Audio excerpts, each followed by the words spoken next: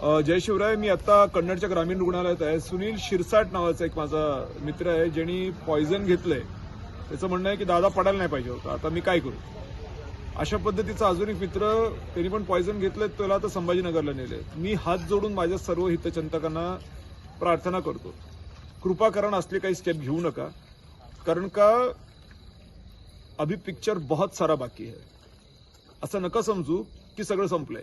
का, कारण की अजून सुरुवात पण झालेली नाही आहे. जे काही मुलं असा विचार करत असतील की आता आपली MIDC कशी होणार, आपल्याला जॉब्स कसे लागणार, आपल्या विवाहाचं काय होणार आहे, मग आपण ह्या सगळ्या गोंधळामध्ये संपून तर जाणार नाहीत ना. मी तुम्हाला सगळ्यांना एक शब्द देतो, मला स्वतःला विकावं लागलं ना तरी मी विकेन, पण तुमच्या आशा आकांक्षांना कुठंही कोणत्याही परिस्थितीमध्ये मी वाया जाऊ देणार नाही. काय करावं लागलं ते करीन मी, काय करावं लागलं ते करीन, पण हात जोडतो, हे असले काही गोष्टी करू नका. आत्महत्या करायचा प्रयत्न करणे, विष पिणे हे थांबवा.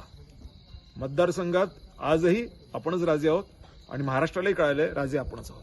त्यामुळे तुम्हाला सगळ्यांना हात जोडून विनंती करतो, असल्या कुठल्या स्टेप घेऊ नका. पुन्हा सांगतो, मला विकावं लागलं स्वतःला तर मी विकेन, पण तुमच्या आशा आकांक्षांना कुठेही कुठल्याही परिस्थितीत पुन्हा पुन्हा सांगतोय, काहीही इजा होऊ देणार नाही. काय करावं लागलं ते मी सगळं करेन, पण तुम्ही शांत व्हा, शांत व्हा. हे करू नका, असं प्रार्थना आहे तुम्हाला. काळजी करू नका, बसलाय तुमचा भाऊ. काय करावं लागलं ते करीन, काय करावं लागलं ते करीन, पण हे तुम्ही करायचं नाही. मी आहे ना, मी आहे. डोंट वरी.